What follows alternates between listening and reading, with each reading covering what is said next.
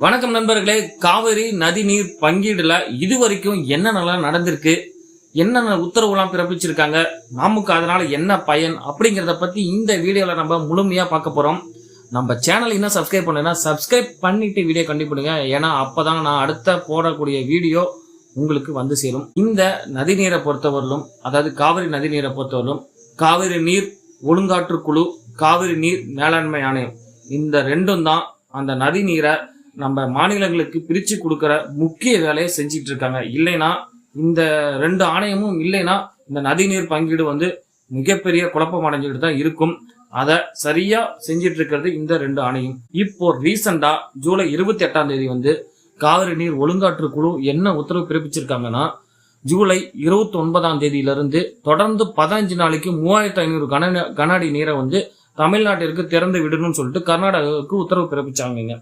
ஆனா அந்த உத்தரவை கர்நாடக அரசு ஃபாலோ பண்ணல. அதுக்கு என்ன பண்ணிட்டாங்கன்னா, அவங்க மேல்முறையீடு போயிட்டாங்க. எங்க காவிரி நீர் மேலாண்மை ஆணையத்துல மேல்முறையீடு பண்றாங்க. ஆனா அந்த மேல்முறையீடுலையும் என்ன சொல்றாங்க அப்படின்னா, நீங்க மேல்முறையீடு பண்ணது சரியில்லை, இந்த அதாவது காவிரி நீர் ஒழுங்காற்று குழு பிறப்பித்த உத்தரவை நீங்க ஃபாலோ பண்ணுங்கன்னு சொல்லிட்டு அவங்க திரும்பி ஆர்டர் போட்டாங்க. ஆனா கர்நாடக அரசு அதையும் ஃபாலோ பண்ணலைங்க. ஏன்னா எங்களுக்கே தண்ணி இல்லை, எங்களுக்கு குடிக்கிறதுக்கும் தண்ணி இல்லை, விவசாயத்துக்கு தண்ணி இல்லை, எங்க அணையில நீர் பற்றாக்குறையா இருக்கு அப்படின்னு சொல்லிட்டு அவங்க தண்ணியை திறந்து விடாம இருந்தாங்க. இப்போ இன்னைக்கு கரண்ட் சிச்சுவேஷனா என்ன நடக்குது அப்படின்னா, இப்போ அந்த காவிரி நீர் படுகையில பாத்தீங்கன்னா நிறைய மழை பெஞ்சு கபினி அணை ஃபுல்லா நிறைஞ்சிருச்சிங்க. நிறைஞ்சி உபரி நீரை வேற வழி இல்லாம அவங்க திறந்து விடக்கூடிய சுச்சுவேஷன் வந்துருச்சு. அதனால இப்ப கபினி அணையில கிட்டத்தட்ட ஒரு 10,000 to 25,000 கன அடி நீரை இப்போ நம்ம தமிழ்நாட்டுக்கு வந்துட்டு இருக்கு. ஆட்டோமேட்டிக்காவே இயற்கையாவே நம்மளுக்கு வழிவகுத்து தண்ணீர் வந்துட்டு இருக்கு. ஆனா இருந்தாலும் நம்மளுக்கு வர வேண்டிய தண்ணீரை அவங்க இன்னும் கொடுக்கல அப்படிங்கறதா உண்மை. இப்போ கபினி அணையில இருந்து தண்ணீர் வந்துட்டு இருக்கு, ஓகே. அந்த கேரஸ் அணையில இருந்து நம்மளுக்கு இன்னும் தண்ணி வரல. காவிரி நீர்பிடிப்புல தண்ணி நல்லா மழை பெஞ்சு அவங்க அணையெல்லாம் நிரம்புனதுக்கு அப்புறம் வர உபரி நீரை மட்டும்தான் நம்மளுக்கு திறந்து விட்டுட்டு இருக்காங்க. ஆனா நம்மளுக்கு தர வேண்டிய ரூல்ஸ் பிரகாரம் தர வேண்டிய தண்ணீரை அவங்க தரல. அதாவது அவங்களுக்கு தேவை இல்லாதது போக மீதியை மட்டும்தான் நம்மளுக்கு திறந்து விடுற ஒரு சூழ்நிலையில இப்போ இருந்துட்டு இருக்காங்க. இது கண்டிப்பா நியாயமற்ற ஒரு செயல். அதனாலதான் தமிழ்நாடு அரசு இப்ப என்ன பண்ணிருக்காங்க அப்படின்னா, அந்த காவிரி நீர் ஒழுங்காற்று குழுவினுடைய உத்தரவு, காவிரி நீர் மேலாண்மை ஆணையம் உத்தரவு, இது எதையுமே அவங்க ஃபாலோ பண்ணலன்னு சொல்லிட்டு உச்ச நீதிமன்றத்துல இப்போ அர்ஜென்ட்டாக திங்கட்கிழமை ஒரு மனு தாக்கல் செய்ய போறாங்க. அது அநேகமா திங்கட்கிழமை மனு ஏற்றுக்கொள்ளப்பட்டு விசாரணைக்கு வரும். ஏன் இப்படி பண்றாங்க அப்படின்னா, இது உண்மையிலே அங்கேயும் சில ப்ராப்ளங்கள் இருக்கதா செய்யுது. என்னன்னா, கர்நாடகாவை பொறுத்தவரையிலும் அங்க இருக்கக்கூடிய விவசாயிகள் போராட்டம் பண்றாங்க.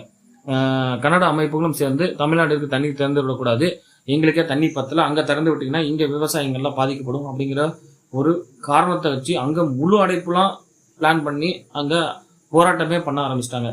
இப்போ மழை பெஞ்சி அணை நிறையிறப்போ அங்க இருக்கிற சிஎம் என்ன சொல்றாருன்னா, இயற்கையை எல்லாருக்கும் பொதுவானது, அதை நம்ம பகிர்ந்து கொடுக்கணும் அப்படின்னு சொல்லிட்டு உபரி நீரை திறந்து விட்டுருக்காங்க.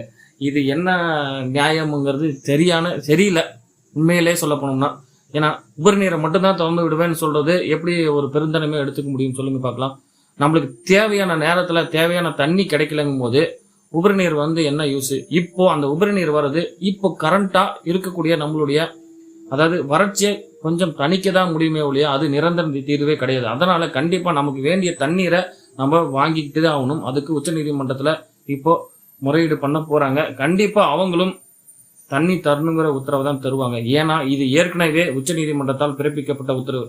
ஒரு மாசமும் இவ்வளவு தண்ணீர் கொடுக்கணும் அப்படிங்கிறது ஏற்கனவே இருக்கக்கூடிய உத்தரவு. அதை ஃபாலோ பண்ண மாட்டேங்கிறாங்க. அது மட்டும் இல்லாம ஆணையங்கள் பிறப்பித்த உத்தரவையும் அவங்க ஃபாலோ பண்ணலங்கிறத இப்ப மேல்முறையீடு போகுது.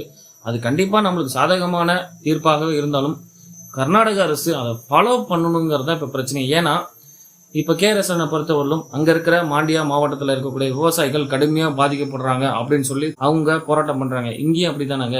அதே விவசாயிகள் அங்க மாண்டியா மாவட்டத்தில் இருக்கக்கூடிய விவசாயிகள் பாதிக்கப்படுறாங்க, இங்க தஞ்சாவூர் டிஸ்ட்ரிக்ட்ல இருக்க விவசாயிகள் பாதிக்கப்படுறாங்க. விவசாயிகள் 2 பேருமே ஒண்ணுதான், 2 பேருமே ஒரே சூரியன் கீழே தான், அதை வச்சுதான் விவசாயம் பண்றாங்க. எதுக்காக? நம்மளுக்கு உணவு கொடுக்கறதுக்காக தான். ஸோ 2 விவசாயிகளுமே பாதிக்கப்படக்கூடாது.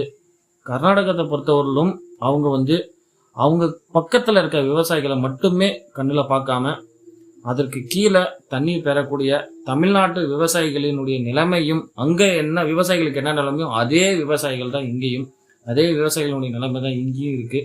அதையும் பார்த்து அவங்களுக்கும் நமக்கும் பகிர்ந்து இருக்கக்கூடிய அளவுக்கு தண்ணீரை கொடுக்கணுங்கிறதா நம்ம எல்லாத்தையுமே திறந்து விட சொல்லி கேட்கறோங்க.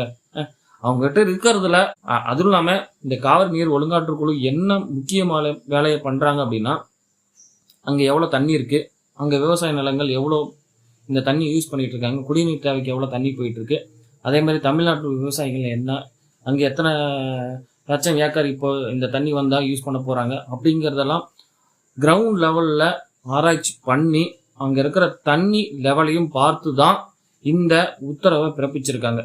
எல்லா ரியாலிட்டியுமே அவங்க அனலைஸ் பண்ணிட்டு என்னவோ அதுக்கேத்தாப்புலதான் நதி நீரை பகிர்ந்தளிக்கிறதுக்கு உத்தரவை பிறப்பிக்கிறாங்க. ஆனா அதை அவங்க ஃபாலோ பண்ண மாட்டேங்கிறாங்கிறது தான் இப்போ பிரச்சனையே. ஏதோ திறந்துடுங்க, உங்ககிட்ட இவ்வளவு தண்ணி இருக்கு, அதில் பாதி திறந்து விடுங்க அப்படின்னு சொல்லி எல்லாம் கேட்கறது கிடையாதுங்க. அவங்க ரியாலிட்டியை செக் பண்ணிட்டு என்ன அப்படிங்கறத ஆராய்ச்சி பண்ணிட்டு அதுக்கப்புறம் தான் கண்ணாடி திறந்து விடுங்க அப்படின்னு சொல்லி அவங்க உத்தரவை பிறப்பிக்கிறாங்க. அதுக்கப்புறமா என்னங்க வேணும், அவங்க ரியாலிட்டியெல்லாம் யூஸ் பண்ணி பார்த்துட்டு அங்க என்ன இங்க என்னங்கிறத ஆராய்ச்சி பண்ணிட்டு தான் இந்த உத்தரவை பிறப்பிக்கிறாங்க. அப்ப அதை ஃபாலோ பண்ணி தானே ஆகணும். இதுல எப்படி எங்களுக்கே தண்ணி இல்லை, குடிநீர் இல்லை, விவசாயிகள்னு சொல்ல முடியும்? இங்கேயும் இருக்காங்க, இங்கேயும் தேவைப்படுது. அப்போ அதுக்கு ஏற்ற மாதிரி அவங்க பர்சன்டேஜ் பிரிச்சு பகிர்ந்து கொடுக்க சொல்றாங்க. அதை செய்யறதுல என்னங்க பிரச்சனை? 2 பேருக்குமே பலன் ஒண்ணும். இப்போ 4 பேர் உயிரோடு இருக்கணும்னா 4 பேருமே பகிர்ந்தால் மட்டும்தான் 4 பேருமே உயிரோடு இருக்க முடியும். நான் இந்த 2 பேருக்கு போறதையும் சேர்த்து நானே சாப்பிட்டுக்குவேன் அப்படின்னா 2 பேர் மட்டும்தான் உயிரோடு இருக்குமே, 2 பேர் சாக தான் செய்யணும். இதுதான் இப்ப இருக்கிற சூழ்நிலையா இருக்கு. இந்த நிலை மாறணும். ஒவ்வொரு வாட்டியும் ஒவ்வொரு வருஷமும் நம்மளுக்கு தண்ணி இல்லாதப்ப பெரிய சட்ட பிரச்சனையா இருக்கு, சட்ட போராட்டமா இருக்கு. இந்த நிலைமை ஒரு நிரந்தர தீர்வு கிடைக்கணுங்கிறது தான் எல்லாருடைய வேண்டுகோளா தற்போது இருக்கிறது. நன்றி.